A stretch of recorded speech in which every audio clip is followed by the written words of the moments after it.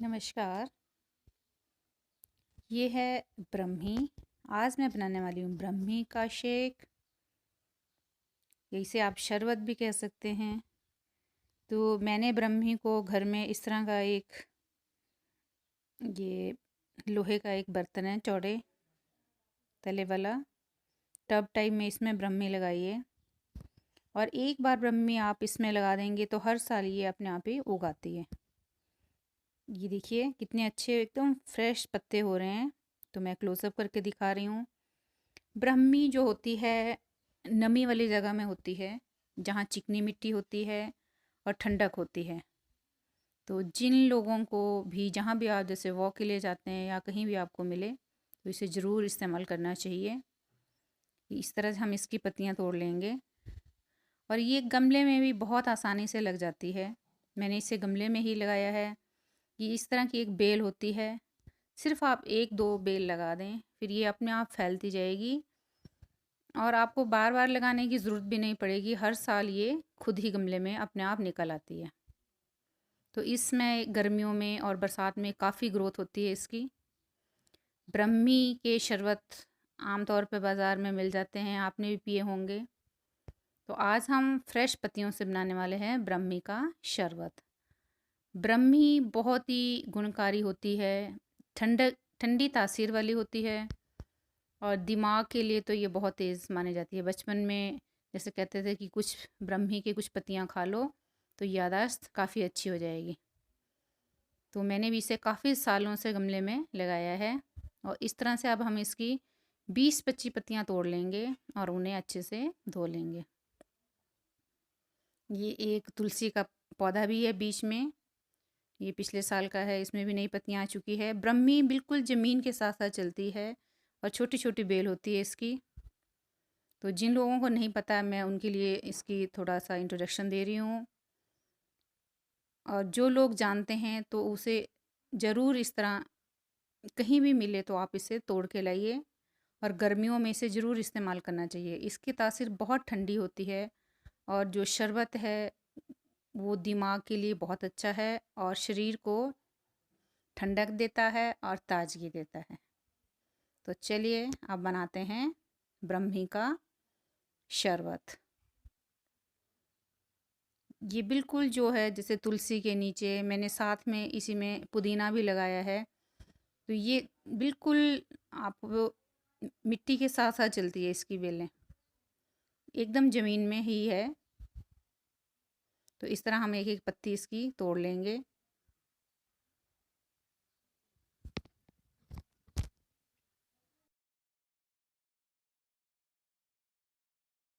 ब्रह्मी हमने तोड़ के रख ली है। तो चलिए अब बनाना स्टार्ट करते हैं ब्रह्मी का शरबत, या इसे आप ठंडाई भी कह सकते हैं। ब्रह्मी का शरबत बनाने के लिए सबसे पहले और फर्स्ट जो मेन इंग्रेडिएंट है वो है ब्रह्मी। ब्रह्मी को बहुत अच्छे से धोना है। जब भी आप इसे तोड़ें तो 20 मिनट के लिए कम से कम पानी में डुबो के रख दें और उसके बाद 3-4 खुले पानी से या नल के नीचे रनिंग वाटर से इसे अच्छे से साफ़ कर लें। ब्रह्मी में रेत होती है क्योंकि बिल्कुल ज़मीन के साथ लगती है, तो सबसे पहले इसे अच्छे से धोना सबसे ज़रूरी है। तो इसको डालिए हमने ब्रह्मी को जार में, और अब हम जो इसमें डालने के लिए हमें चाहिए ये है काली मिर्ची, 10-12 दाने काली मिर्ची के। इसे मैंने छलनी में डाला है, तो इसका मैं आपको थोड़ा बाद में बताती हूँ कि छलनी में डालने का क्या मकसद है। ये एक ट्रिक है।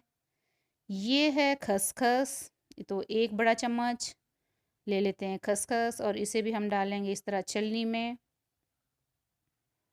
और ये है मगज़, तरबूज के बीज, ये भी हमने 1 बड़ा चम्मच ले लिया है।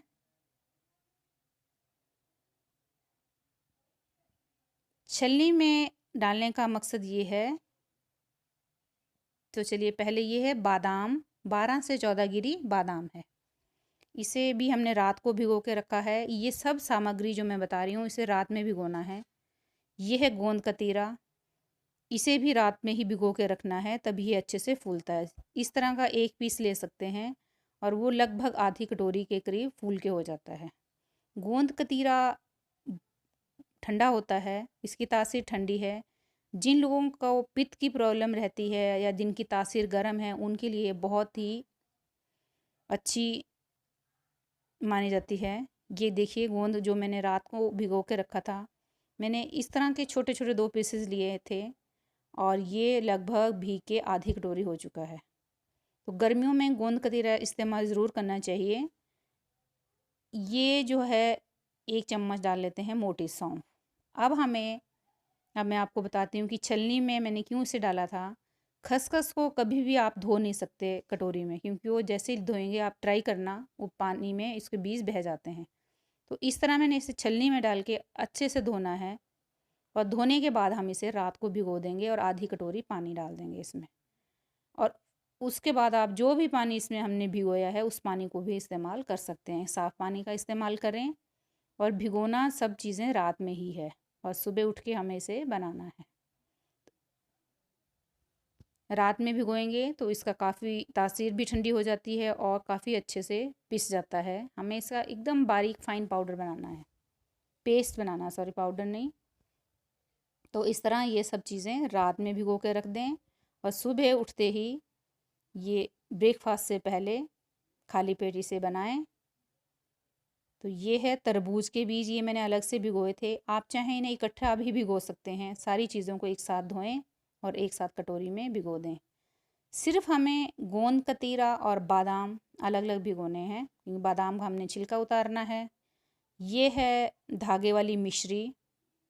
मिश्री कुजे की भी आती है और क्रिस्टल वाली भी होती है छोटी, जो आप सौंफ के साथ खाते हैं। तो कोई सी भी आप ले सकते हैं। मीठे के लिए मैं मिश्री का इस्तेमाल कर रही हूँ। तो चलिए बनाना स्टार्ट करते हैं। ब्रह्मी हम जार में डाल चुके हैं और अब हम डालते हैं इसमें भीगे हुए बादाम। ये 12 से 14 गिरी हैं, लगभग 14-15 गिरी। तो जो ये सामग्री मैं बता रही हूँ, ये 2 गिलास शरबत है, बड़े वाले तैयार होंगे इससे। बाकी आप क्वांटिटी कम ज़्यादा अपने हिसाब से कर सकते हैं। ये डाल लिया हमने खसखस, काली मिर्ची, सौंफ और तरबूज के बीज। और अब डाल लेते हैं गोंद कतीरा। ये 2 बड़े चम्मच हैं लगभग। और अगर भीग के ज़्यादा हो जाए तो कोई बात नहीं, आप इसे फ्रिज में रख दें, नेक्स्ट डे भी इस्तेमाल कर सकते हैं। अब इसी कटोरी में जिसमें हमने खसखस वगैरह भिगो के रखी थी, उसी में डाल लेते हैं 50 ml के करीब पानी, क्योंकि इसमें बीज अभी काफ़ी हैं खसखस के कटोरी में चिपके हुए, तो वो भी साथ निकल जाएंगे। और फिर से थोड़ा सा हमें उतना ही दूध, लगभग 10-20 ml के करीब और इसमें डाल लेते हैं और वो भी जार में डाल लेते हैं। और अब हम इसे दूध के साथ इसका पेस्ट तैयार करेंगे। तो अब डाल लेते हैं मिश्री। मीठा आप कम अपने टेस्ट के हिसाब से कम ज़्यादा कर सकते हैं। मिश्री नहीं है तो आप चीनी का इस्तेमाल भी कर सकते हैं, लेकिन बेहतर होगा कि ठंडाई का अगर पूरा बेनिफिट लेना है आपको शरबत का, तो मिश्री का ही इस्तेमाल करें। मिश्री नहीं है तो कोई बात नहीं, चीनी से भी काम चल जाएगा। तो चलिए इसे आप ग्राइंड कर लेते हैं। ये 1 मिनट से भी कम टाइम में ग्राइंड हो जाएगा। तो एक बार हम इसे साइडों से इस तरह से, क्योंकि इसमें कई बार कुछ बीज साइडों में रह जाते हैं, उसे इस तरह सौंफ के भी, खसखस भी रह सकती है, ऐसे हिला लेंगे और बीच में कर लेंगे और फिर से थोड़ी देर के लिए इसे चलाएंगे। वैसे काफ़ी फाइन पेस्ट बन चुका है। ये देखिए कितना गाढ़ा, एकदम थिक पेस्ट बन के तैयार हुआ। तो सही मायने में ये है ठंडाई। मार्केट से जो आप लेते हैं उसमें कलर डला होता है, मीठा ज़्यादा होता है।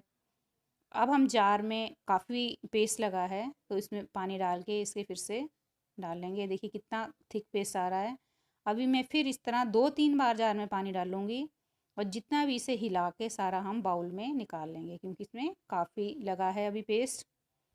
और ये देखिए अब इसमें हम पानी मिला लेंगे, थिकनेस चेक करते रहेंगे बीच बीच में और उस हिसाब से इसमें पानी, अभी काफ़ी थिक है तो मैं थोड़ा सा और डाल लेती हूँ और इसे हम इस तरह मिक्स कर लेंगे। तो अब हमारी ठंडाई जो है सर्व करने के लिए तैयार हैं। आप चाहें तो इसे आइस क्यूब्स के साथ भी सर्व कर सकते हैं या नॉर्मल इसी तरह भी। तो असल में ये है सही ठंडाई। ये देखिए इसका कलर हल्का सा ग्रीनिश आया है। मार्केट से जो आप लेते हैं उसमें डला होता है कलर, तो इसलिए वो ज़्यादा ग्रीन होता है। ये ठंडाई फ़ायदेमंद भी है और आपको पता भी है इसमें जो हमने सारी चीज़ें डाली है। तो इस तरह आप ड्राई फ्रूट्स को गर्मियों में इस्तेमाल कर सकते हैं। फ्रेंड्स, अगर वीडियो अच्छा लगे तो लाइक करें, शेयर करें और चैनल को सब्सक्राइब करें।